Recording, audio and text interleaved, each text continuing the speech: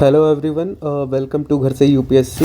तो बेसिकली आज की इस वीडियो में हम ये देखेंगे कि जो पीवाईक्यूज़ हैं हमारे राइट, उनको ट्रिक्स, एलिमिनेशन और लॉजिक से कैसे सॉल्व कर सकते हैं। तो लास्ट वीडियो में हमने जो पेपर सॉल्व हम कर रहे थे, जीएस पेपर हम कर रहे थे, ठीक है, 2023, 22, 21 का। ये मैंने इसमें कुछ पीडीएफ्स में से कुछ जो क्वेश्चंस निकाले थे, ठीक है। उन क्वेश्चंस को हम सॉल्व कर रहे थे। 2022 का पेपर हमने सॉल्व किया था, 23 का सॉरी, जिसमें हमने 38 क्वेश्चंस देखे थे जो कि प्योरली ट्रिक्स, एलिमिनेशन, लॉजिक से हो जा रहे थे। और 22 का पेपर हम कर रहे थे, वो पार्ट 1 में हमने 22 का पेपर हमने पार्ट 1 में भी अपलोड किया हुआ है।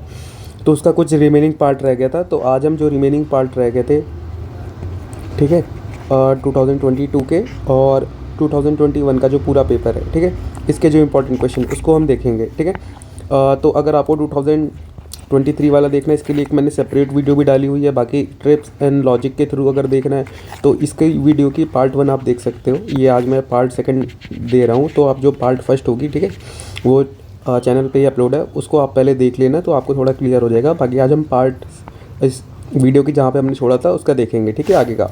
तो 2023 में मैंने देखे थे कि 38 क्वेश्चन ऐसे थे जो प्योरली लॉजिक से हो सकते थे, क्योंकि बहुत सारे ऐसे क्वेश्चन थे जो पढ़े हुए थे राइट, जो बेसिक के आए थे। तो वो ऐसी अंडरस्टैंडिंग के इस बार क्वेश्चन थे कि अगर आपने पढ़े हैं थोड़े भी, अगर आपने पढ़ाई की तो उससे मैक्सिमम क्वेश्चन हो जाते हैं। लॉजिक वाले भी काफ़ी क्वेश्चन थे, लेकिन ये ऐसे थे जो प्योरली थोड़े थीम्स बेस में ऐसे आप कर सकते थे। बाकी क्वेश्चन 2023 के सारे ही अच्छे थे। फिर 2022 पे आ जाते हैं। 2022 पे हमने 56 क्वेश्चंस देखे थे राइट, जो हमें लगता था कि ये उससे हो सकते हैं। तो 2022 का पेपर था, 56 क्वेश्चन थे, और जिसमें से हमने लगभग आधे सॉल्व कर लिए थे और आधे हमारे बाकी थे। तो उसको आज हम देखेंगे, ठीक है।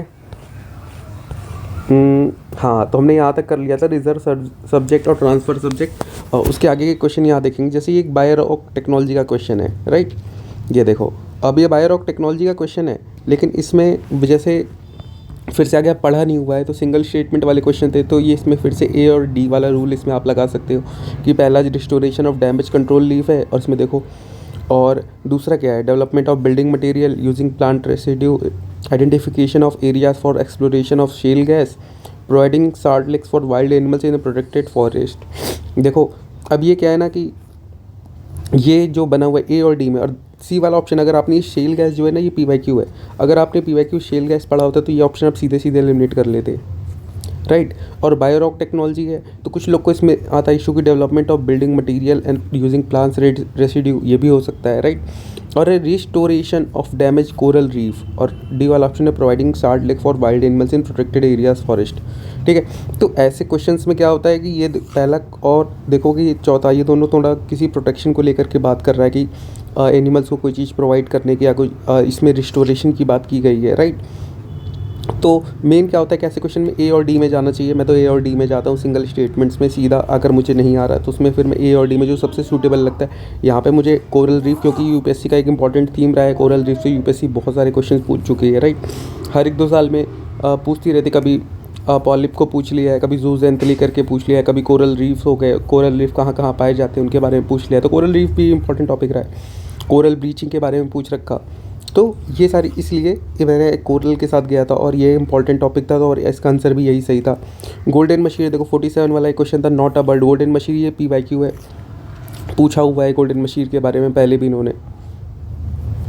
उसके बाद देखो पॉलीथीन टेराफ्लेट, ये बिस्फेनॉल वाला क्वेश्चन आया था, ये 2000 आई थिंक 21 में आया था क्या, या 2020 में आया था, दोनों में से एक ईयर में आया था। उसमें जो ऑप्शन थे ना, उसमें एक ऑप्शन था ये पॉलीथीन टेराफ्लेट का, एक पॉलीकार्बोनेट था उसमें राइट।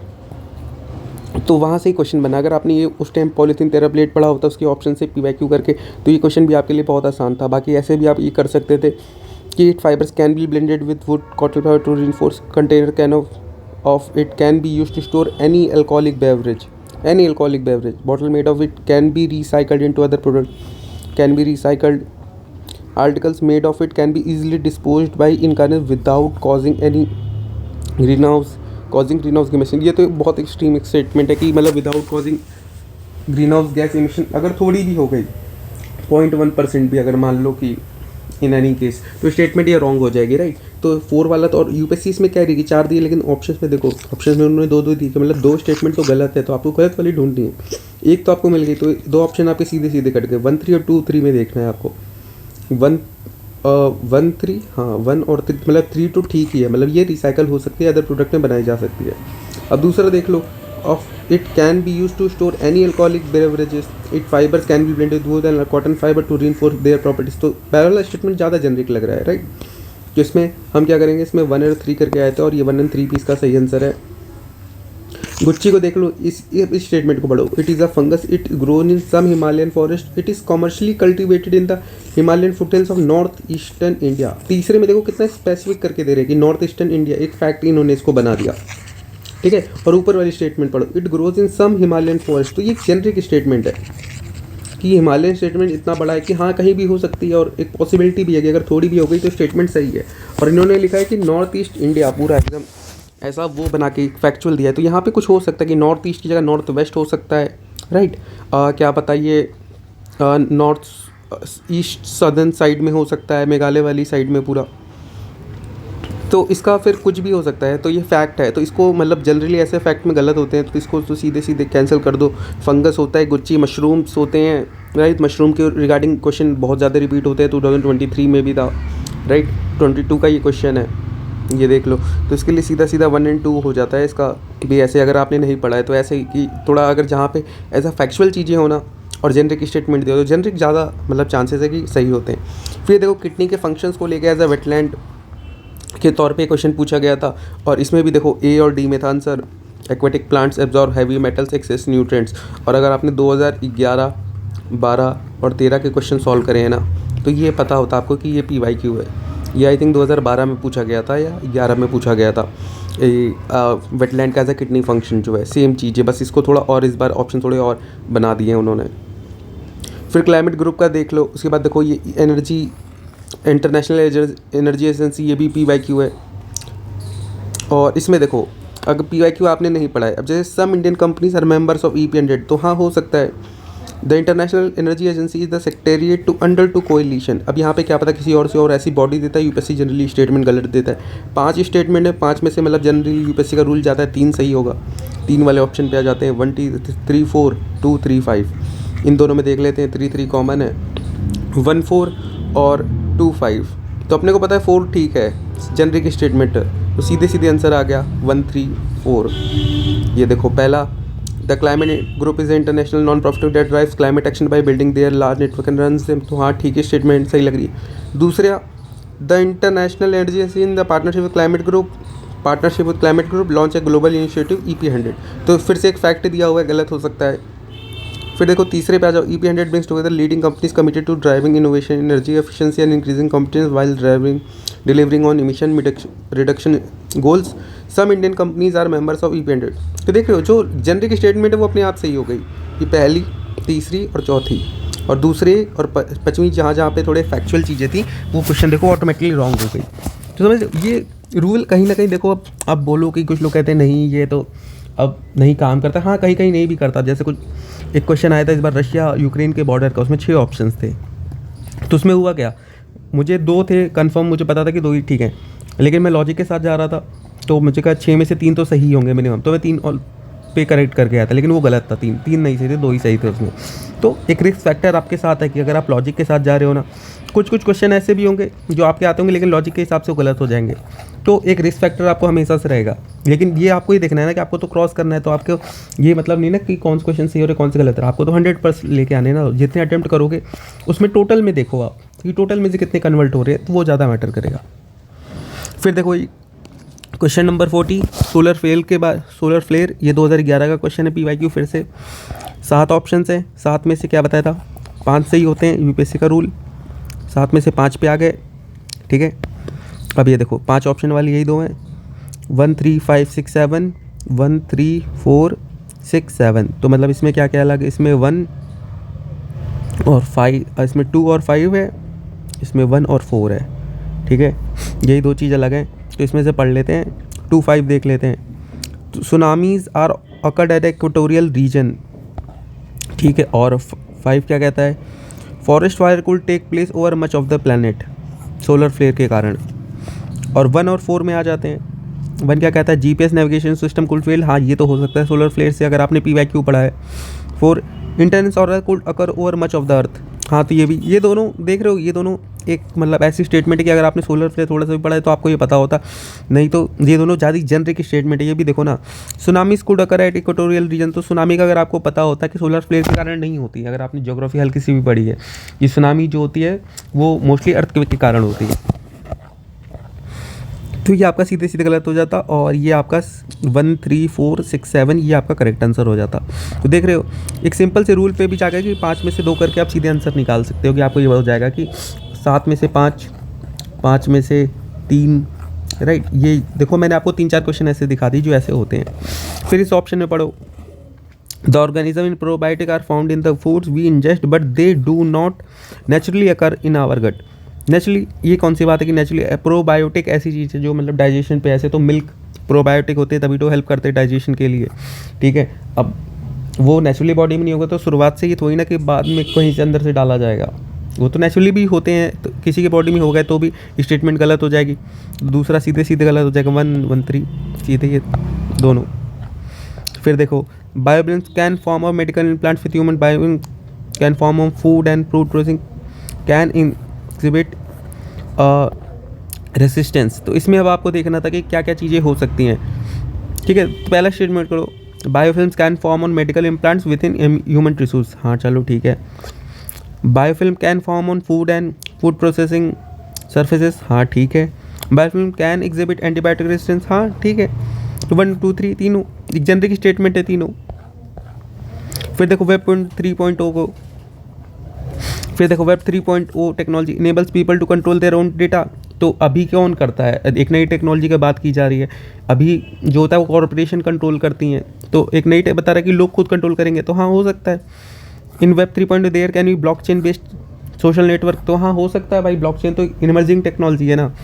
फिर देखो web 3.0 is operated by users collectively rather than a corporation, तो हाँ ये तो सही बात है कि यूजर्स कलेक्ट करते हैं। इसका सबसे बड़ा एग्जांपल CBDC, अगर आपने थोड़ा सा भी अगर ये पढ़ा हुआ है CBDC क्रिप्टो ब्लॉकचेन, अगर आपने PYQ एनालाइज करें तो PYQ से कितने क्वेश्चंस आते हैं ये देखो। मैंने PYQ एनालिसिस की भी वीडियो अपलोड की हुई है साइंस एंड टेक सेक्शन की, उसमें आप देखना तो आपको पता लगेगा कि क्रिप्टो से रिलेटेड, ब्लॉकचेन से रिलेटेड कितनी चीज़ें पूछी जाती हैं। जिसमें भी 1 2 3 ये सारे देख लो जेनरिक स्टेटमेंट वाले, नॉर्मल से अगर आपने नहीं पढ़े तो भी आपके हो जाते।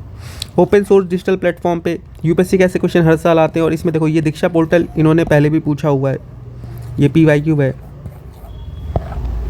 इसमें भी 1 2 3 4 which of the above are built on the top of the open source digital platform. और गवर्नमेंट के जो जितने मोस्टली ऐसे जो सॉफ्टवेयर्स होते हैं ना, वो ओपन सोर्स डिजिटल प्लेटफॉर्म पे ही बनाए जाते हैं नॉर्मल जनता के लिए, क्योंकि वो होते हैं कॉर्पोरेशन के बिलोंग नहीं करते हैं। फिर देखो मोनेजाइट इज़ ये क्या नाम है, PYQ भी है वैसे। बाकी monazite is a source of rare earth, monazite contains thorium, monazite occur naturally in the entire Indian coastal sand in India, entire ठीक है। In India government bodies only can process. अब देखो इन दो चीज़ों में हमें वो लग रही है दिक्कत कि यहाँ पे गवर्नमेंट बॉडी जैसा ओनली कैन प्रोसेस, एक यहाँ पे दिक्कत हो सकती है। Monazite occurs naturally in the entire Indian coastal sands in India. अब इंटायर अगर कहीं पे मान लो किसी भी एक रीजन में नहीं हुआ तो ऐसे इंटायर वाले जो वर्ड होते हैं ना, ये कहीं ना कहीं गलत होते हैं। इसमें भी मैं आपको बताऊंगा अभी एक और आगे भी आपको दिखाऊंगा मैं ऑप्शन जहाँ पे एज ए इंटायर वाला जो था वो गलत हुआ था। 2022 में ये आया था मेडिटेरियन का लेके लेवांट करके जो एक क्वेश्चन था, उसमें भी इंटायर वाला क्वेश्चन वैसे ही था। और देखो 3 अगर हमने काट दिया तो सीधा आंसर आ गया आपका 1 2 एंड 4। देख रहे हो, तो इंटायर वाले ऐसे जो क्वेश्चन होते हैं ना कि कैन अगर naturally in the entire Indian coastal sand in India, तो इंटायर तो मतलब क्या, अगर मान लो कहीं अगर एक ऐसा भी हुआ कि कहीं 1 मीटर के में भी नहीं हुआ तो ये तो गलत है। आपने तो कहा इंटायर है, तो इंटायर मतलब हर जगह, सिंपल सी बात है ना, वर्ड्स का ही खेल होता है। विच ऑफ द अबव है बॉर्डर विद अफगानिस्तान। तो सबसे पहली बात अजरबैजान आप देख लो, और 5 है, 5 में से 3 का रूल यहाँ आ गए। अगर आपने मैप थोड़ा भी पढ़ा है तो आपको पता होता है कि अगर अजरबैजान तो मतलब अफ़गानिस्तान से मतलब कहाँ ही बॉर्डर लगती है, अजरबैजान कहाँ पे है और अफ़गानिस्तान कहाँ पे है, राइट। तो पहला ही आप क्रॉस कर देते तो आंसर आ जाता है। वैसे भी 5 है, 5 में से 3 करेक्ट होंगे। 3 वाला ऑप्शन एक ये है, एक ये है, इन्हीं दोनों में से आपको देखना है। इसमें से आप देख लेते अजरबैजान नहीं है, अजरबैजान देखो फिर से एक दिखा दिया आपको 5 में से 3 सही। तो देख रहे हो तो होते हैं। अब देखो ये क्वेश्चन मैं बोल रहा था, the term Levant often heard in the news रफली correspond to which of the following region. region along the eastern Mediterranean shores, region along the North African shores, region along Persian Gulf and Horn of Africa, the entire coastal area of Mediterranean sea. Mediterranean की बात यहाँ भी कही गई है ए में, Mediterranean की बात यहाँ भी गई है, और ऑप्शन भी देखो ए और डी में से हैं, ठीक है, और सेम वर्ड भी रिपीट किए गए हैं, ठीक है। तो अब देख लो, अब इन दोनों ऑप्शन में देखो region along the eastern Mediterranean source, हाँ ठीक है, एक पर्टिकुलर पार्ट को बता रहा है। द इंटायर कोस्टल एरिया, अब जैसे यहाँ पे भी तो आप बोल सकते हो कि ये फैक्ट है सर कि लाइक ये ईस्टर्न है, वेस्टर्न हो सकता है यहाँ पे, राइट, नदर्न हो सकता है, सदर्न हो सकता है, सदर्न मेडिटेरियन शोर्स हो सकते हैं, तो ईस्टर्न को कैसे। लेकिन ये स्टेटमेंट पढ़ो ना, the entire coastal area of Mediterranean sea, तो मतलब इंटायर मेडिटेरियन को कैसे कर दोगे आप, ये बताओ। इंटायर वाले तो मैंने बताया ना कि कोई पूरा होता है, मान लो उसको Levant, the term Levant often used in the news रफली correspond to which of the following regions. तो entire coastal area of Mediterranean को अगर बोलते तो आपने कहीं ना कहीं तो पढ़ा होता मोस्टली, और अगर ये थोड़ा सा भी अगर ज्योग्राफी पढ़ी होती तो वहाँ से भी आपको ये पता लग जाता कि लेवांट बोलते हैं ये वहाँ की जो सी ब्रीज होती हैं मोस्टली, राइट, कोस्टल एरियाज़ की। अब इंटायर कोस्टल, तो ये इंटायर वाले जो वर्ड होते हैं ना ये मोस्टली गलत होते हैं, यहाँ से आप ये देख लेना। फिर देखो सिस्टम ऑफ राइस इंटेंसिफिकेशन एक नई टेक्नोलॉजी के बारे में बात कर रहा है ऑफ कल्टिवेशन। फिर इस practice result in reduce seed requirement, reduce methane production, reduce electricity consumption. हाँ तो ठीक है, तीनों चीज़ें रिड्यूस हो रही, तो क्या पता नई टेक्नोलॉजी है तो सही हो गई, तीनों 1 2 3 ऑप्शन सही हो गया। आयुष्मान भारत डिजिटल स्कीम, अब ये देखो private and public hospital must adopt it as it aims to achieve universal health coverage. Every citizen of India should be part of it ultimately. It has seamless portability across the country. तो तीसरी statement पढ़ो, तीसरी statement कितनी generic है, it has seamless portability across the country. हाँ ठीक है, हो सकती है, लेकिन दोनों में देख रहे हो एक निगेटिव कनोटेशन वाली है कि मतलब होता है ना कि थोपना ज़बरदस्ती की every citizen of India should be part of it ultimately, private and public hospital must adopt it. देख रहे हो, तो ये ऊपर की दोनों निगेटिव स्टेटमेंट रॉन्ग कर दी, 1 2 गलत हो गया, 3 ओनली 3 सही आंसर आ गया, देख रहे हो। तो ऐसे करना है, मोस्टली क्वेश्चंस जो होंगे ना आपके वो ऐसे ही हो जाएंगे अगर आप थोड़ा सा जेनरिक क्वेश्चन, जेनरिक स्टेटमेंट क्या होती है और फैक्चुअल क्या होती है उस पर ध्यान दोगे। फिर अब नेक्स्ट क्वेश्चन पे आ जाओ। With reference to Indian economy consider following, a share of household financial living goes toward the government borrowing. हाँ हो सकता है एक शेयर 1% भी हुआ या फिर 0.1% भी हुआ तो भी फाइनेंशियल सेविंग्स का वो गवर्नमेंट सेविंग बोरोइंग्स में तो जा ही सकता है। Dated securities issued at the market-related rates in auctions form a large component of internal depth. तो हाँ ठीक है, लार्ज कंपोनेंट कोई ऐसा फैक्ट थोड़ी ना दिया कि अगर यहाँ पे दिया होता कि 15% ऑफ इंटरनल डेप्थ तो इसको बोल सकते कि हाँ गलत है। अब बोला एक लार्ज कंपोनेंट काफ़ी हो सकता है कि मान लो 10% भी हो सकता है, 50% भी हो सकता है, लार्ज कंपोनेंट में हो सके, ठीक है। तो ऐसा एक जनरल स्टेटमेंट मुझे लगी थी और जनरल स्टेटमेंट के बेसिस पे मैं आकर कहता बोथ 1 और 2 और ये सही भी थी, राइट, कि इसमें आंसर भी यही था कि बोथ 1 और 2 होगा। इसमें यूपीएससी ने लास्ट में इसको यही माना और ये सही भी हुआ। तो देख रहे हो आपको थोड़ा सा विश्वास रखना पड़ेगा। देखो रिस्क फैक्टर तो होता है, सिंपल सी बात है, रिस्क फैक्टर के बिना तो आप यूपीएससी का फिर ऐसे होता है कि एग्जाम सारे क्वेश्चन आप अटेम्प्ट नहीं कर पाओगे, जो आपको आते हैं आप वही करके जाओ, लेकिन उससे फिर कुछ फ़ायदा नहीं होता है। फिर देखो pursuant of the report of the H N Sanyal committee contempt of the court ये पास constitution of India empower supreme court and high court committee. फिर the constitution of India define civil contempt and criminal contempt. फिर से वही question, define constitution of India कभी कुछ किसी चीज़ को डिफाइन नहीं करती है और ऐसे स्टेटमेंट मतलब कुछ चीज़ों को उसने कर रखा है, बाकी चीज़ें मोस्टली नहीं कर रखी जो यूपीएससी पूछते हैं और ऐसे क्वेश्चन हमेशा गलत होते हैं।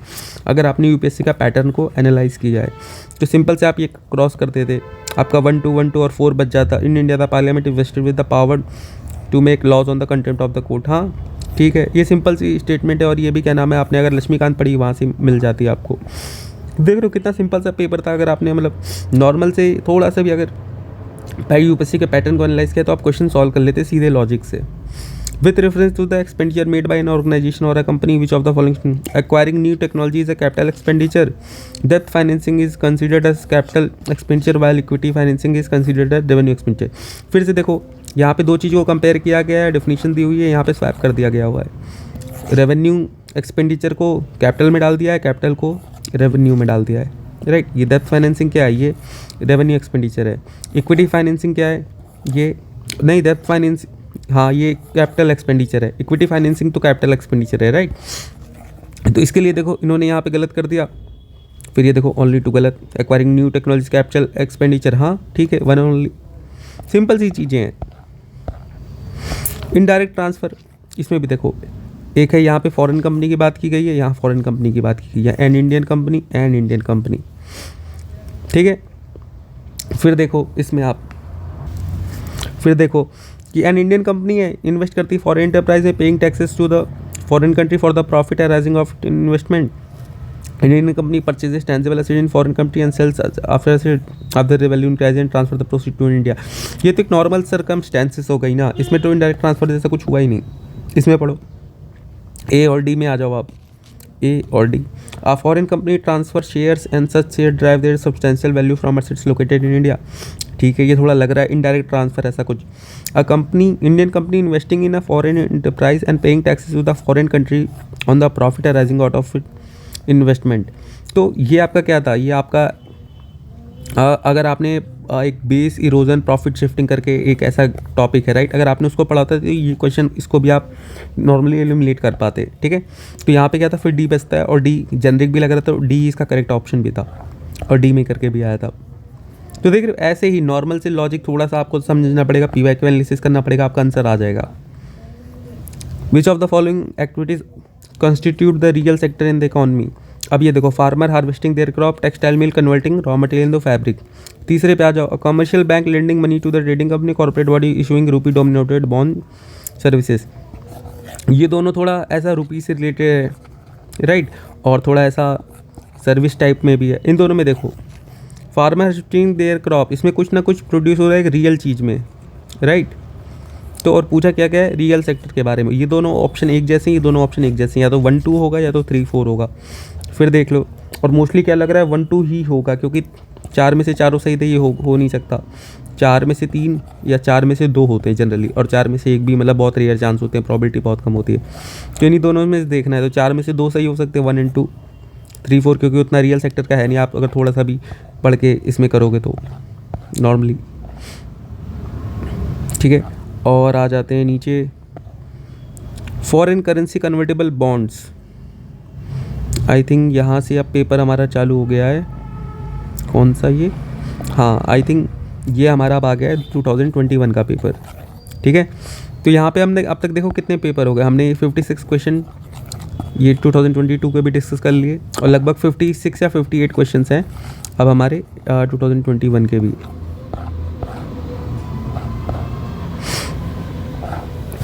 तो फिर से आ जाओ, इस पे आ जाते हैं। फॉरेन करेंसी कन्वर्टेबल बॉन्ड्स और global FII external deposits, which of the included FDI। ये भी देखो FDI FII कितना PYQ, और आपको अगर फॉरेन डायरेक्ट इन्वेस्टमेंट है, डिपॉजिट कब से इन्वेस्टमेंट हो गई, डिपॉजिट तो एक लाइबिलिटी होती है ना, किसी ने आपको दिया हुआ है फिर आपको उसको लौटाना है। एक्सटर्नल डिपॉजिट कब से, तो 4 4 सीधे काट दो आप, 1 2 3 और 3, तो 1 2 3 मैंने बताया ना, 4 में से 1 सही होना प्रॉबिलिटी कम होती है, और 4 की 4 सही होनी प्रॉबिलिटी बहुत कम होती है। 4 में से 2 सही होंगे, या 4 में से मोस्टली 3 सही होते हैं। The shift of the devaluation of the currencies that necessarily improve the competitiveness of the improve the foreign value of the domestic, improve the trade balance। Trade balance कैसे इंप्रूव हो जाएगा, इसकी आप कैसे एक्सपेक्टेशन लगा सकते हो कि डीवैल्यू, आपने करेंसी को डीवैल्यू की है, इससे आपके एक्सपोर्ट बढ़ सकते हैं, राइट। एक सिंपल सा अगर आप लॉजिक लगाओ कि एक्सपोर्ट, तो मान लो कि आपने डीवैल्यू की है तो लोग ज़्यादा खरीदेंगे बाहर से, हमारे यहाँ से एक्सपोर्ट ज़्यादा हुआ, लेकिन वो ट्रेड बैलेंस कैसे बढ़ा देगा, ये तो आप कैसे कह रहे हो। आपके एक्सपोर्ट बढ़ सकते हैं, लेकिन ट्रेड बैलेंस का तो ऐसा कोई रोल नहीं है ना। तो ये दोनों सीधे सीधे कट गए, 1 और 2। फिर देखो, गवर्नमेंट बॉन्ड यील्ड का आ गया, actions of the United federal reserve action of the RBI inflation and short term interest, influenced by which of the following. हाँ, तो तीनों से इन्फ्लुएंस, अगर थोड़ा सा भी असर हुआ तो मतलब थोड़ा सा भी इम्पैक्ट अगर मान लो इन तीनों में से किसी चीज़ का भी, तो सिंपल सी बात है। और ये सारी चीज़ें आपस में इंटररिलेटेड होती हैं कहीं ना कहीं मार्केट में, तो सिंपल सा थोड़ा सा इन्फ्लुएंस तो हो जाता है। तो फिर से A और D में आगे ऑप्शन D 1 2 3 सारी चीज़ें। तो देख लो, कोई आपके जो ऑप्शंस होंगे ना, वो भी क्वेश्चन के हिसाब से, क्वेश्चन का हर एक वर्ड मैटर करता है। जैसे इन्फ्लुएंस लिखा है यहाँ पे, राइट, तो इन्फ्लुएंस आपका यहाँ पे अगर इम्पैक्ट होता या फिर कुछ और वर्ड होता तो मे बी ऑप्शन चेंज हो जाते, या फिर अगर आपको मान लो क्या कि पॉजिटिवली इन्फ्लुएंस होता। अब यहाँ पे लिखा है कि सिर्फ इन्फ्लुएंस, नेगेटिव नहीं लिखा है, पॉजिटिव नहीं लिखा है, कुछ नहीं लिखा है। तो सिंपल से ऐसे रूल के हिसाब से फिर ऐसे ही जाना है, जेनरिक स्टेटमेंट मान के। फिर देखो urban cooperative bank, they are supervise liquidated by local board setup by the state government, issue equity share preference share they और ब्रॉड बैक अंदर। चलो ये सारी चीज़ें मान ली। यहाँ पे लिखा है अब स्टेट गवर्नमेंट के बारे में कि स्टेट गवर्नमेंट और supervise by the regulated local board setup by the state government. तो यहाँ पे फिर से देखो एक फैक्ट दिया हुआ है कि लोकल गवर्नमेंट और state government setup by the state government, central government भी हो सकता है। तो इसके लिए सीधी से अगर हम 1 काट दें, देखो आपका 2 1 3 सीधे आंसर आ गया। और प्रेफरेंस शेयर इक्विटी शेयर हाँ क्यों नहीं कर सकती, और बैंक है तो एक बैंकिंग रेगुलेशन एक्ट के अंदर ही होगा।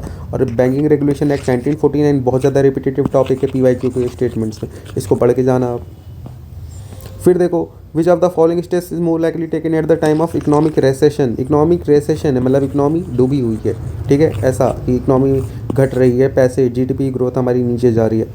Cut in tax rate account by the increase in interest rate. तो इंक्रीज़ क्यों करेंगे इंटरेस्ट रेट, ये सिंपल सी बात है कि हमें मार्केट में अगर रिसेशन में जा रही है तो हमें पैसा और बढ़ाना है ना, पैसे को बढ़ाना है मार्केट में, तो मार्केट में फिर इंटरेस्ट रेट बढ़ा करके पैसा तो कम होगा, गलत। Increase in expenditure on public project, increase in tax rate, फिर इससे वही पैसा लोगों के पास से कटेगा। Reduction on expenditure on public project, ये भी गलत है। और ये देखो ऑप्शन पढ़ो आप, reduction of expenditure on public project, increase in expenditure on public project. देख रहे हो ये दोनों सेम स्टेटमेंट बनाई गई हैं, सिर्फ यहाँ पे इंक्रीज़ लिखा है, यहाँ रिडक्शन लिखा है, तो मतलब आपको कंफ्यूज करने के लिए बनाई गई है। और जो स्टेटमेंट्स कंफ्यूज करने के लिए बनाई होती हैं उसी में आंसर होता है, सिंपल सी बात है, राइट। तो अब इन दोनों में से एक ही का आंसर होगा, और A और D वाला टॉपिक लगा लो, तो D है ऑप्शन, ये तो D होगा। A और D में से एक आंसर जनरली होता है स्टेटमेंट्स में, राइट। बाकी अगर थोड़ा सा लॉजिक लगा लो तो ये भी तब भी ऐसे कर लोगे दोनों तरीके से। फिर देखो बायो जियोकेमिकल साइकिल्स के बारे में पूछा है कि weathering of rock is a main source of release. अब आपने अगर नहीं पढ़ी है तो भी आप ये सोचो ना, कार्बन गैस के फॉर्म में होता है तो कहीं ना कहीं से हो जाएगा। वेदरिंग ऑफ रॉक पूछा है, मेन सोर्स है। नाइट्रोजन गैस में होता है तभी हो जाएगी। सल्फ़र भी गैस के फॉर्म में अवेलेबल होती है तो वो भी गैस के फॉर्म में कहीं ना कहीं से रिलीज होगी। बचा क्या से फॉस्फोरस ही ऐसा होता है जो कि एक सॉलिड फॉर्म है, ऐसा उसके फॉर्म में होता है। तो जनरली फॉस्फोरस ही आप देख लो कि जो weathering of rocks main source ज़्यादा बचता है। अगर ये क्या है PYQ भी, अगर आपने ये बायो जियोकेमिकल साइकिल्स अगर आपने पढ़ी हैं तो ये PYQ का टॉपिक बहुत बार पूछा गया है। कार्बन भी पूछ चुका है, नाइट्रोजन भी पूछ लिया, फॉस्फोरस भी पूछ लिया है। फिर देखो दिद्वाना, कुचमन, सरगल और खाटू ये क्या चीज़ें हैं? Glacier, mangrove area, Ramsar site, saline lakes. अब अगर जनरली क्या रामसर साइट यूपीएससी पूछी जाती है PYQ में, आपने अगर नहीं पढ़ा होता तो आपको ये होता कि रामसर साइट नहीं, ग्लेशियर के भी नाम खाटू क्यों रखेंगे। फिर मैनग्रोव्स आ जाओ, फिर A और D में आ जाओ, सिंगल स्टेटमेंट है A और D। ग्लेशियर है, नीचे सलाइन लेक्स है तो मोस्टली सलाइन लेक्स हो सकती हैं ये, दिद्वाना, कुचमन, सरगल, तो सलाइन लेक्स कर दो उसको सीधे आंसर में, और सलाइन लेक्स इसका सही आंसर है। फिर देखो पहला statement, United Nation Capital Development Fund UNCDF Arbor Day Foundation recognise Hyderabad as a. पहली स्टेटमेंट इतने सारे फैक्ट हैं, गलत कर दो। The state Hyderabad was selected for the recognition of year following its commitment to grow and maintain urban forest. Generic statement है, कोई fact नहीं है, कोई वैसा फालतू चीज़ नहीं है, सिंपल सी एक्सप्लेनेशन दे रखी ऊपर। यहाँ पे गलत चांस है, 3 चीज़ें दे रखी। पहले हैदराबाद को ऐसे 2020, एक फैक्ट ये हो गया। आर्बर डे फाउंडेशन दूसरा हो गया, UNCDF तीसरा हो गया। 3 फैक्ट एक भी गलत हुए, प्रोबेबिलिटी ज़्यादा है गलत होने की। पहला स्टेटमेंट गलत और दूसरा सही हो गया। हो हल्बी हो कोई, ये देखो फिर से आ गए, फिर से सिंगल स्टेटमेंट A और D में आ जाओ। Dance form of north west India, tribal languages. और ट्राइबल के बारे में आपको पता होगा UPSC हर साल एक PYQ मतलब एक क्वेश्चन ज़रूर पूछती है, अगर आपने थीम्स के बेसिस पे देखा है, एनालिसिस किया है इसका। मैंने PYQ जो एनालिसिस वाली वीडियोस बनाई हैं सारे सब्जेक्ट की, उसमें आप देख लेना, उसमें आपको मिल जाएगा कि ट्राइबल से कौन कौन से क्वेश्चन पूछे गए, किस साल पूछे गए, उसमें मैंने सारी चीज़ें दी हुई हैं। तो ठीक है, तो यहाँ पे भी देखो ये थीम बेस पे आपका क्वेश्चन हो जाता है अगर आपने थीम्स पढ़ी हैं। UPSC कहाँ से क्वेश्चन पूछता है। फिर देखो ओनली 1 सिटीजनशिप एंड 1 डोमिसाइल, और citizenship by birth only become head of the state. ठीक है, और ये आपने अगर लक्ष्मीकांत पढ़ी है ना तो उससे ही आपको थोड़ा सा पता लग जाता कि ये इंडिया में ये चीज़ नहीं है, ये US में है। दूसरा गलत करके सीधे 1। और ये देखो, a foreigner once granted the citizen can not be deprived of it any circumstances.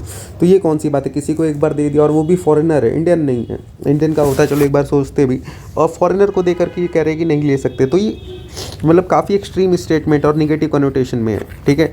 जिसको तो आप काट दो ऐसे स्टेटमेंट्स को सीधे। अगर आपने यूपीएससी एनालिसिस किया होता तो आपको पता होता कि ऐसे एक्सट्रीम स्टेटमेंट जहाँ भी यूपीएससी देती गलत होती है।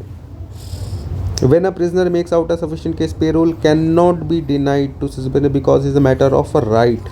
तो राइट कुछ नहीं होता, वो क्या है, वो प्रिजनर है, प्रिजनर का क्या राइट है। पहला स्टेटमेंट ऐसे ही आप क्रॉस कर सकते हो नेगेटिव कनोटेशन में। फिर state government have their own prisoner rule release on their payroll rules. हाँ, अगर आपने ये PYQ एनालाइज किए होते तो आपको इसमें पता होता है कि प्रिजनर जो है वो स्टेट सब्जेक्ट होता है। बाकी लक्ष्मीकांत में भी दिया हुआ है ये। और इससे रिलेटेड ही क्वेश्चन देखो 2023 में भी पूछा गया था, एक प्रिजनर वाला। फिर देखो लीस्ट वाटर इफिशिएंट क्रॉप, तो वाटर इफिशिएंट क्रॉप कौन सी होती है, वाटर इफिशिएंट होती है जो सबसे कम पानी यूज़ करे, मिनिमम वाटर। और इसी में लगा दिया है लीस्ट, तो मतलब ये निगेटिव में कि कौन सबसे ज़्यादा पानी यूज़ करती है। तो उसमें कौन सा, यहाँ पे शुगर केन ही है। और A और D में आ जाओ तो A और D में रेड ग्राम है, शुगर केन है, ये तो ग्राम है, तो ऐसे ही पानी कम यूज़ होता है इनमें। शुगर केन ही यहाँ पे है सबसे ज़्यादा जो पानी यूज़ करता है। तो बस सिंपल से क्वेश्चन से देख रहे हो कितने सारे। फिर देखो यहाँ पे लिखा है कि in the matter of application of law legislation which confers on the executive और administrative authority and unguided and uncontrolled discretionary power in the matter of application of law violate which of the following article of the constitution of India. तो simple सी बात है, application of law है articles of the constitution of India, तो application of law एक ही में बताया जाता है, आर्टिकल 14। सिंपल से देखो ये भी डायरेक्ट आपका सही हो गया। नेशनल लेवल पे कौन सी मिनिस्ट्री है schedule tribe foreign right acts को इन सबको करती है, तो अगर आपको पता होता सिंपल सी बात है ट्राइबल अफेयर। ये यूपीएससी के मतलब FRA PYQ है। A और D में आ जाओ, ट्राइब से रिलेटेड चीज़ें हैं, ट्राइब ही होगा। फिर देखो judicial custody means an accuse in the custody of the concern magistrate and such accuse is locked up in police station not in jail.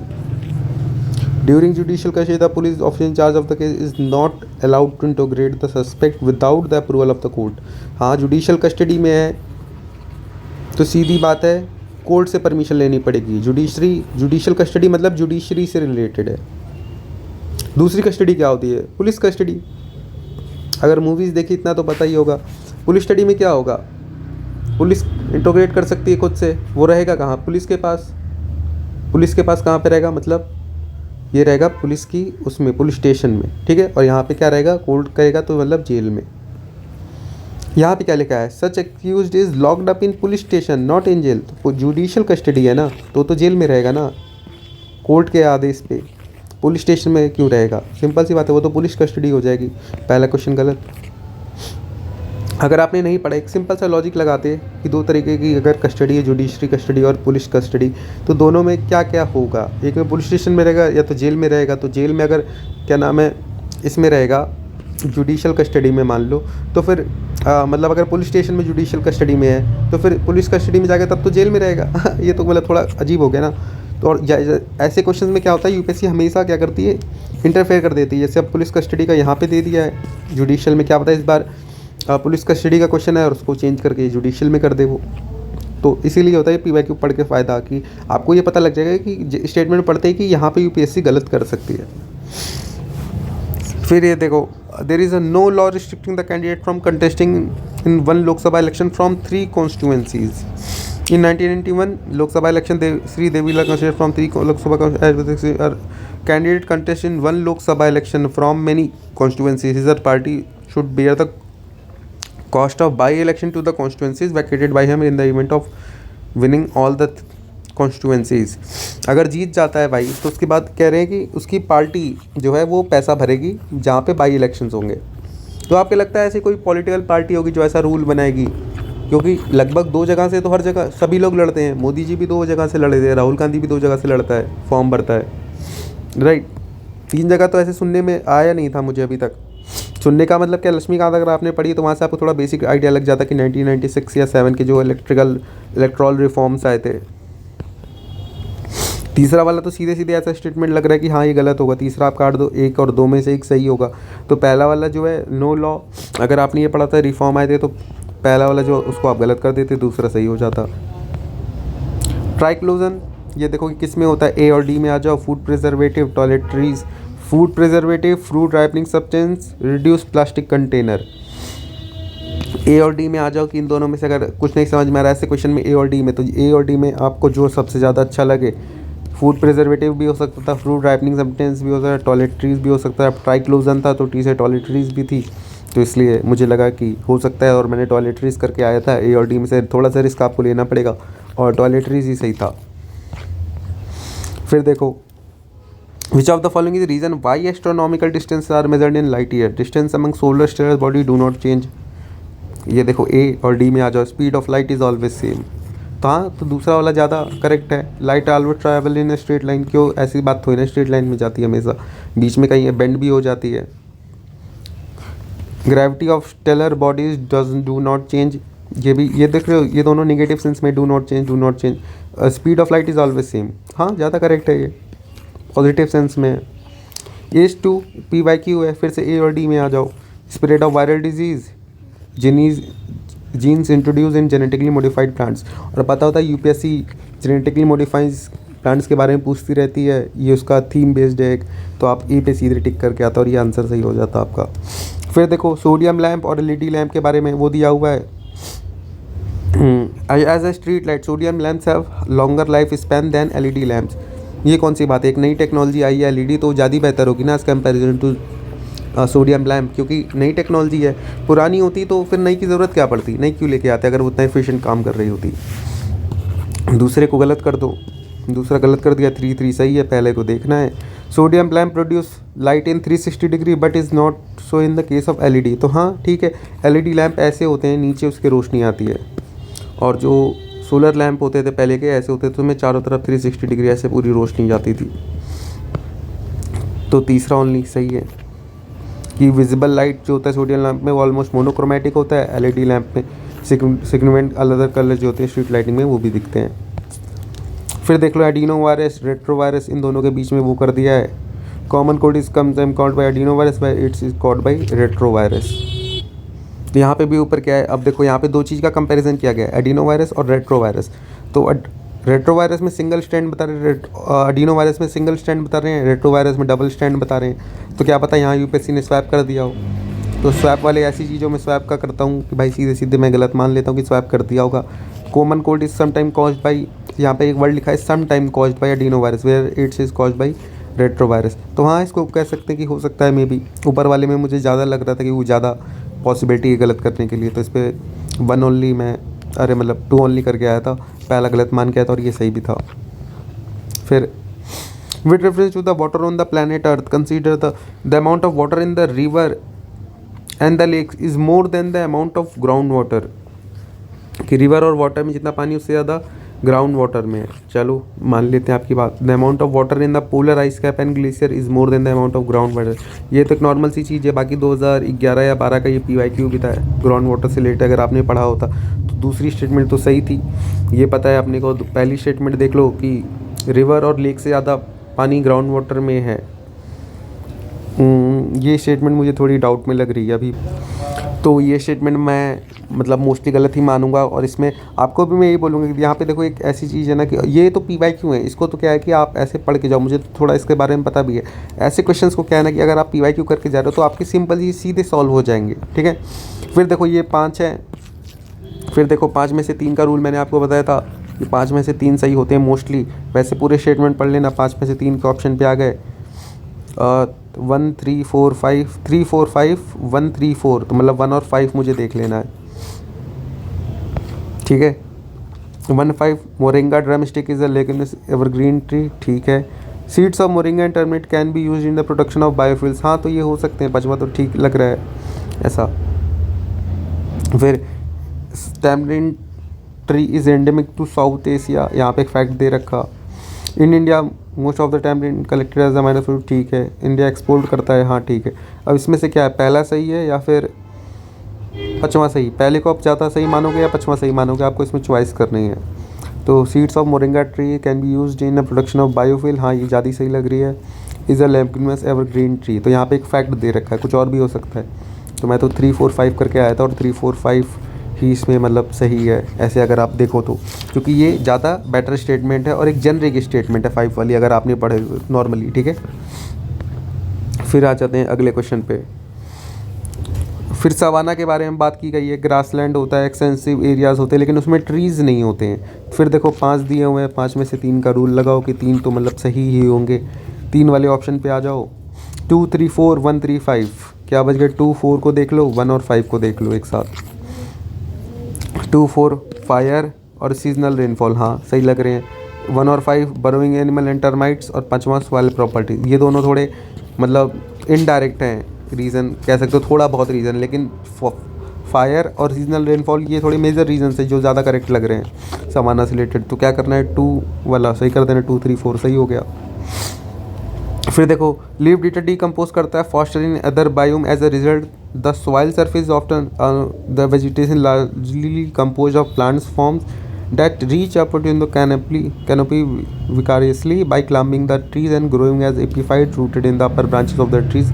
These is most likely the description of A और D में आ जाओ फिर से as a single statement वाले।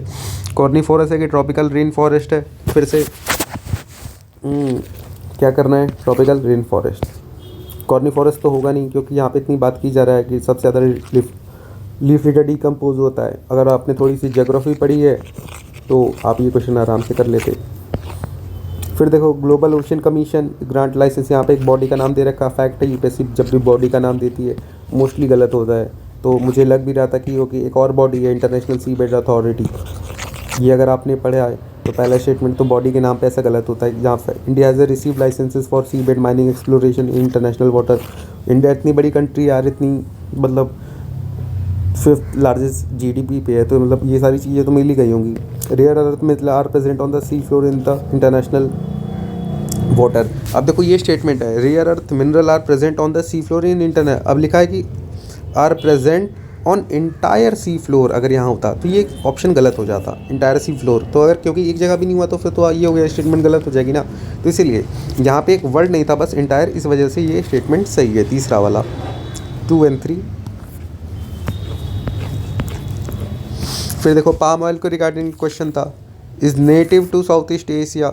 Native वाले question हमेशा गलत होते हैं, पहला काट दो तो ये आंसर आ जाएगा, बाकी दूसरा तीसरा पढ़ लो। Is a raw material for some industries, हाँ ठीक है। Palm oil can be use to produce biodiesel, हाँ ठीक है। देखो दोनों जेनरिक स्टेटमेंट ठीक है। फिर से देखो वही चीज़ आ गई, 2 technique permaculture different from convectional chemical. Convectional है तो जाहिर सी बात है थोड़ी मतलब वो होगी, कम होगी, अच्छी नहीं होगी उतनी। और परमाकल्चर नई टेक्नोलॉजी, ज़्यादा इस बात है ये पॉजिटिव में रहेगी। तो permaculture discourage monocultural practice, but in convectional form में मोनोकल्चर प्रैक्टिसेस आर डोमिनेंट, ठीक है। मोनोकल्चर प्रैक्टिस में डोमिनेंट थी। Convectional chemical farming can cause increase in the soil sanity, but increase of such phenomena is not absorbed in permaculture farming. चलो ठीक है, मान लिया। Conventional chemical farming is easily possible in the semi-arid region, but permaculture is not so easily possible in such regions। ये कौन सी बात है? नई टेक्नोलॉजी आ रही है तभी तो, इसीलिए तो आ रही होगी कि जहाँ पे पॉसिबल नहीं है वहाँ पे ले जाया जा सके।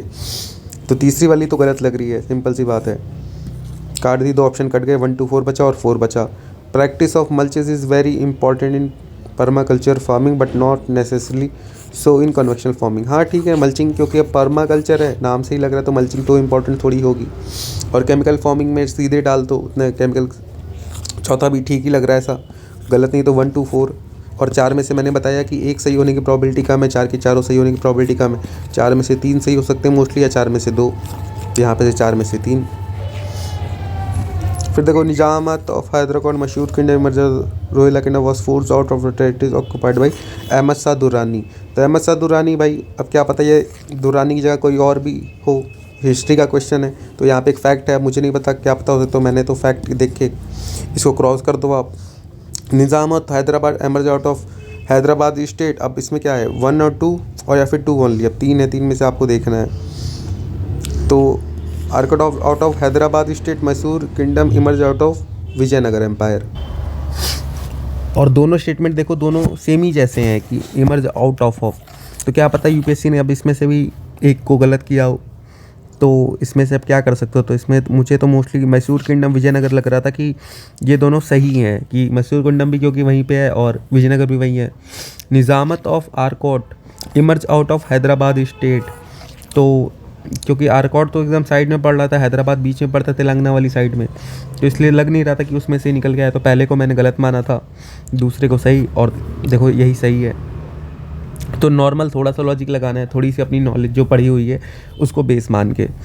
फिर से देखो, elaborate system of water harvesting and management of building dams, A और डी में आ गए। और अगर लूसेंट पढ़ी है या एनसीईआरटी पढ़ी है ढोलावीरा, वैसे ही आपको पता लग जाता है, ये नॉर्मल सा क्वेश्चन था। बाकी ऑप्शन ए और डी में था, इससे भी आप कर सकते थे। 21st century International Mother Language Day by UNICEF, fact दे रखा यूनिसेफ बॉडी का नाम देखते ही कान खड़े कर लो भाई की गलत हो सकते हैं, यूपीएससी दे सकती है ऐसे क्वेश्चन गलत। Demand of Bangla has to be one of the national languages by raised in constitution assembly of Pakistan, तो हाँ हो सकता है ईस्ट पाकिस्तान था क्योंकि वहाँ पे बांग्ला ही बोली जाती थी, तो क्या पता वहाँ पे थोड़ा ऐसा हो सकते हैं। जनरिक स्टेटमेंट है दूसरी, तो टू ओनली। फिर देखो, भावभूति हस्तमलन के शंबरा वॉज फेमस, ये Jain Monks, play right, temple architect, philosopher, ये क्या थे। तो इसमें भी आपका देखो, अगर आपने पढ़ा होता तो ये वैसे तो ल्यूसेंट में दिया हुआ है, और ये PYQ भी है कि ये प्ले राइट्स थे। फिर देखो, अजंता केव्स हो गया, सांची स्टूपा हो गया, पांडुलेन केव हो गया, अमृति स्टूपा हो गया। ए और डी में आ जाओ, अजंता हो गया, अमरावती हो गया। और अगर आपको थोड़ा थीम्स बेस्ड पे पता होता, कि थीम्स बेस्ड पे अगर आप जाते तो आपको पता था कि यूपीएससी अजंता से क्वेश्चन आती है, और अजंता को ही टिक करके आते और अजंता ठीक हो जाता। फिर देखो, नजाज खान, प्रेम कुमार ढिल्लो, गुरबख्श सिंह ढिल्लो। फिर ए और डी पे आ जाओ, सिंगल स्टेटमेंट वाले स्वदेशी और बाइकआउट मूवमेंट, INA। स्वदेशी बाइकआउट का अगर आपने स्पेक्ट्रम भी पढ़ी होती तो भी आप इस पे से आराम से सीधे डी पे आ जाते, एटलीस्ट आप 50-50 पे तो डायरेक्टली आ जाते हो। फिर देखो, 8 अगस्त 1942 ए और डी पे आ गए। Quit India resolution adopted by AC Cripps mission followed and union full dominance was one the Second World War over, तो आपने थोड़ा सा भी पता होता है तो आप इस पे सीधे टिक कर लेते। फिर देखो, Saint Francis Xavier was one of the founding member of the Jesus order, तो हाँ हो सकता है। Saint Francis Xavier died in Goa and there is a church dedicated to him, एक फैक्ट दे रखा है। The feast of Saint Francis Xavier is celebrated in Goa each year, हाँ ठीक है। अब हर जगह फीस्ट हो सकता है, लेकिन यहाँ डाइड इन गोवा, ये तो एक ज़्यादा वैसा फैक्ट है ना कि क्या पता कहीं भी और भी उनकी डेथ हुई हो, गोवा में ही नहीं कहीं किसी और जगह हुई हो, राइट। और यहाँ पे लिखा है is celebrated in Goa each year, तो हाँ सेलिब्रेट कर सकते हैं आप, जैसे फेस्टिवल तो हर जगह ही सेलिब्रेट करते हैं ना जहाँ कम्युनिटी होती है। तो पहला और तीसरा तो मतलब थोड़ा, और यहाँ पे लिखा one of the founding member, दूसरा ज़्यादा स्टैटिक है कि चांसेस लग रहे हैं गलत होने के, दूसरे को कट कर दिया 1 और 3 और आंसर आ गया। फिर ये वाला देख लो, it was during the region of Mohammad bin Tughlaq that Timur occupied Multan and cross Indus, ये इस बार 2022 में भी एक क्वेश्चन आया था मंगोल इन्वेजन का, राइट। तो ये भी देख लो, उसी बेसिस पे ये वाला क्वेश्चन भी दिया हुआ है।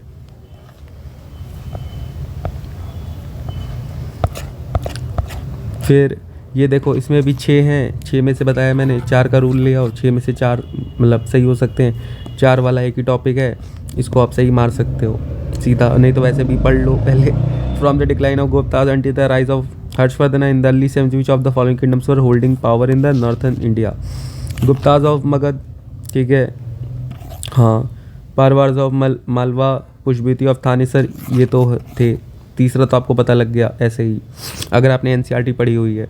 ये दोनों तो कट गए, अब फिर से आपके वही बचे 2, 3, 4 और 1, 3, 4, 6, तो ज़्यादा ये पर मारमार्स ऑफ मालवा तो नहीं थे, तो वैसे भी आपके आंसर आ गया। फिर 64 योगिनी टेम्पल, इसका देखो, it is only circular temple built in India, ये कौन सी बात है। अगर कहीं और पे भी बना हो सर्कुलर टेम्पल, किसी ने बना दिया हो, छोटा सा ही बना दिया हो भाई, तो क्या दिक्कत है, गलत हो जाएगा स्टेटमेंट, दू गलत। 1 से ऑप्शन सी सही, 1 और 4 ओनली।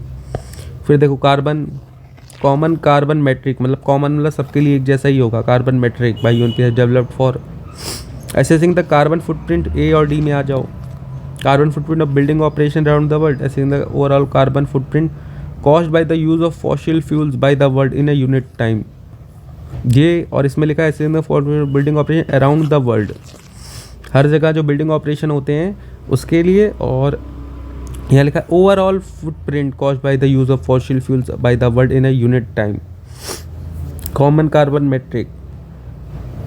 अगर ओवरऑल का करना है तो फिर तो एक ही यूनिट आती ना, कॉमन आई है तो मतलब ढेर सारे लोग यूज़ कर रहे होंगे और सबके लिए सेम यूनिट्स दी गई हैं। और यहाँ पे एक जगह बात की जा रहा है एक ओवरऑल सिस्टम, इन सबको प्लस करके उसका जो सम होगा उसके लिए। तो ए वाला ज़्यादा ऑप्शन ठीक लग रहा था, तो ए वाले को सीधे मार दिया और ठीक हो जाते हैं। फिर से देखो 5 ऑप्शन दिए हैं, 5 में से 3 का रूल होता है वैसे। 5 में से 3 1 2 4 1 3 5। क्या पूछा है डेट्रीवोरस कौन कौन से हैं, तो 1 2 4, तो मतलब इसमें 3 5 देखना है, इसमें 2 और 4 देखना है। 2 4 जेलीफिश और शी हॉर्स, ये दोनों तो नहीं है डेट्रीवोरस, नाम से ही लग रहे हैं, इसको काट दो। फिर 3 1 2 4 ये देख लो, इसमें नहीं ये वाला काटना है ना, हाँ ये। फिर इसमें 1 3 5 अर्थवॉर्म, मिलीपीड्स और वुडलीस, हाँ ये तीनों डेट्रीवोर्स ही हैं, सही हो गए। ये देखो मैग्नेटाइट पार्टिकल्स न्यूरोडेजेनरेटिव प्रॉब्लम्स होते हैं ये किसमें, ये देखो brakes of motor vehicles, power plant, telephone lines. फिर 5 है, 5 में से 3 का रूल। 1 2 4 3 4 5। अगर अब ऐसे क्वेश्चन होता 5 ऑप्शंस आए हैं, only 1 pair, only 2 pair, only 3 pair, only 3 pair कर देते, आराम से ख़त्म था मामला, देखना ही नहीं पड़ता ऑप्शन। लेकिन एक बार स्टेटमेंट्स पढ़ के करना है, ऐसा नहीं है कि सबसे पहले अपनी नॉलेज यूज़ करनी है, उसके बाद बाकी चीज़ें। कुछ नहीं आ रहा तो बता रहा हूँ ये सारी चीज़ें फिर, ठीक है। सबसे पहले अपनी नॉलेज यूज़ करना, नहीं तो फिर तो ख़राब हो जाएगा गेम, फिर कहोगे हुआ नहीं, ठीक है। फिर आ जाओ, फिर इसमें देखो इसमें क्या है 3 और 5 है, इसमें क्या है, इसमें 1 और 2 है। 1 और 2 देख लो एक जैसे हैं, इसमें 3 और 5 microwave stones with in home और टेलीफोन्स लाइंस। और इसमें बोला गया मैग्नेटाइट पार्टिकल्स की, तो इन दोनों में ज़्यादा है कि हाँ ठीक है मैग्नेटाइट पार्टिकल्स में भी नहीं हो, राइट। तो 1 3 1 2 4 ये ज़्यादा करेक्ट ऑप्शन लग रहा है। मोटर व्हीकल्स इसमें हो सकता है कि इन दोनों में से एक हो, आप बोलो इन दोनों में से एक। तो वैसे तो हर जगह दोनों में दे रखी, इन दोनों में से कोई भी एक ऐसा ऑप्शन नहीं जिसमें इन दोनों में से एक दिया हो, या तो 1 दिया हो या तो 2 दिया हो, सब में 1 2 एक साथ दिया हुआ है। आप ये देखो 1 2 1 2, इसमें 1 2 है ही नहीं, और 1 2 देख रहे हो, या तो दिया है तो दोनों दिया है, या तो नहीं दिया है तो दोनों नहीं दिया है। तो इससे इसका मतलब ये दोनों तो या तो होगा, या तो एक साथ होगा, या तो नहीं होगा, समझ गए। ये होता है ऐसा पैटर्न देखने का। फिर 5 वाले हैं, 5 में से 3 का रूल, 1 3 2 4 1 3 5। इसमें कौन से हैं, 3 5 नहीं है, इसमें 2 4 नहीं है, इसमें 2 4 देख लेते हैं। Endorse a global timeline to end the loss of forest, हाँ ठीक है सही स्टेटमेंट है। 4 it is endorse by government, big companies and indigenous communities, हाँ ठीक लग रहा है। इसमें 3 5 देखना है। 3 it is a legally binding international declaration, legally binding पहला ही आता है, फैक्चुअल चीज़ें, और लीगली बाइंडिंग ऐसा बहुत कम ही चीज़ें होती हैं। 5वां India was one of the signatories of at its inception, ये भी वही लग रहा कि एक फैक्ट जाता दे रखा है ऐसा, तो बस 3रा और 5वां तो गलत कर देना है, रूल 5/3 का लगाना है, और 5 में से 3 वाला सही कर देना है, और सही भी यही है। ब्लू कार्बन ए और डी में आ जाओ, present in the atmosphere captured by ocean and coastal ecosystem, तो यही ज़्यादा सही लग रहा है। ब्लू नाम भी है इसका और गाना भी है, ब्लू है पानी पानी, तो ब्लू कार्बन। फिर से देखो most likely to found surviving on a surface without soil, mushroom का क्वेश्चन देखो 2021 का है ये, 2022 में भी आया, 2023 में भी आया, 22 में गुच्ची के नाम से पूछा था उन्होंने, ठीक है। अब ये देखो ऑन लिखा है on a surface without soil, तो डोरेमोन देखा है तो इतना तो पता है कि मशरूम जो होता है वो सॉइल पे ही उगता है, मतलब थोड़ी सी एक होता है ना, या फिर फार्मिंग भी देखोगे बोरी में ऐसे डाल के मिट्टी, उसमें फिर मशरूम लोग उगाते हैं, तो चौथा तो नहीं होगा विदाउट सॉइल। 2 3 और 2 पे आ जाओ। अब 4 है, 4 में से मैंने बताया 4 में से 2 सही होंगे, या तो 4 में से 3 सही होंगे, और 4 में से 2 सही हैं mostly, for 2 and 3 lichen and moss. Furnace oil by product of oil refining, some industries use to generate power, it uses causes sulfur emission into environment, right. अब ये देखो, अब वैसे तो इसमें क्या नाम है, पहला और दूसरा और तीसरा तीनों इसमें लगभग सही माने जाते हैं ना, कि मतलब तीनों ही सही हैं, कि ऑयल रिफाइनरी का भी बाई प्रोडक्ट माना जाता है, ठीक है। और some industry use to generate water, हाँ ठीक है। It uses causes sulphur emission into the environment, हाँ ये भी मतलब तीनों स्टेटमेंट सही है, ये तो नॉर्मल है। कॉपर स्मेल्टिंग प्लांट्स का, हाँ इस वाले क्वेश्चन में आप देखो, they may release lethal quantities of carbon monoxide. अब यहाँ पे देखो ऊपर वाली स्टेटमेंट पढ़ो, it uses causes sulphur emission into environment, they may release lethal quantity, एक वर्ड यहाँ पे इन्होंने लगा दिया lethal, lethal quantities of carbon monoxide into environment. Lethal मतलब बहुत ज़्यादा घनी आबादी में, तो यहाँ पे इन्होंने उसको थोड़ा एक फैक्ट का रूप दे दिया, इसलिए यहाँ वाली स्टेटमेंट गलत थी। और ये वाली स्टेटमेंट देखो, uses causes sulphur emission into environment, तो ये जनरिक स्टेटमेंट है कि 0.1% भी हो गया तो भी ये स्टेटमेंट ठीक है, ठीक है। तो पहली गलत हो गई इसमें। फिर देखो, in India central bank function as a lender of last resort, usually refer to the which of the following, provide liquidity to the banks have a temporary crisis, leading government to difference of, ये भी देखो PYQ अगर आपने पढ़ा था तो आपको पता होता ये नहीं है। Lending to trade and industry body one fails to borrow other resource, ये भी नहीं है, क्योंकि RBI ट्रेड एंड इंडस्ट्री को क्यों देगी, उसका काम क्या है, सेंट्रल बैंक का, two only. R2 code of practice, R2 लिखा है मतलब 2 R होंगे, स्टेटमेंट पढ़ो। इन्वायरमेंटली रिस्पॉन्सिबल, एक R, practices in electronic recycling, A हो गया, A और D में आ जाया करो। इन्वायरमेंटल इम्पैक्ट असेसमेंट, इसमें तो है ही नहीं यार। वेटलैंड मैनेजमेंट ऑफ, ये वेटलैंड नहीं, sustainable practice in the cultivation of, ये नहीं। अब इसमें देखो R2 है, यहाँ पे 2 R हैं और 2 R इसमें भी R, environmentally responsible practices in electronic recycling, एक R ये रहा, एक R ये रहा, तो ये ज़्यादा करेक्ट है। वाटर क्रेडिट की बात की, वाटर मतलब वाटर और क्रेडिट मतलब लोन टाइप में किसी को। Micro finance tool to work in the water sector, ठीक है। ग्लोबल इनिशिएटिव लॉन्च पे, जैसे world health organisation, world bank, 2 body का नाम आ गया, फैक्ट आ गया, तुरंत कान खड़े कर लेने, इसको डाउट में रखना है, गलत मान ही लेना है। It aims to enable the poor people to meet their west needs without depending on subsidies, हाँ ठीक है। ये दोनों स्टेटमेंट जेनरिक हैं, पॉजिटिव है, अच्छी लग रही हैं, तो 1 और 3 दूसरी वाली बॉडी फैक्चुअल काट दी। फिर से 5 आ गया, cost increase by the demand pull inflation की बात की गई है कि डिमांड की वजह से इन्फ्लेशन बढ़ रहा है, मतलब डिमांड बढ़ रही है, इस वजह से प्राइस बढ़ रहे हैं, ठीक है। एक्सपेंशनरी पॉलिसीज़, हाँ हो सकता है। फिजिकल स्टिमुलस हो सकता है, 2 चीज़ अपने को मिल गई, ठीक है। 5 में से 3 का रूल लगाया, 3, 4, 5 और 1, 2, 4, ठीक है। इसमें क्या नहीं है, इसमें 3, 5 नहीं है, इसमें 1, 2 नहीं है। 3, 5 को देख लेते हैं, ये इन्फ्लेशन इंडेक्स में से rising interest rate, rising interest rate बढ़ रहे हैं तो इन्फ्लेशन बढ़ेगी कहाँ, वो तो इन्फ्लेशन कम करती है। इन्फ्लेशन कंट्रोल करने के लिए तो इंटरेस्ट रेट बढ़ाए जाते हैं। 1 और 2 तो अपने को पता है कि है ही, तो सीधे सीधे आंसर आ गया ये वाला ए, 1, 2, 4, 1, 2 और 4 हायर परचेसिंग पावर, ठीक है।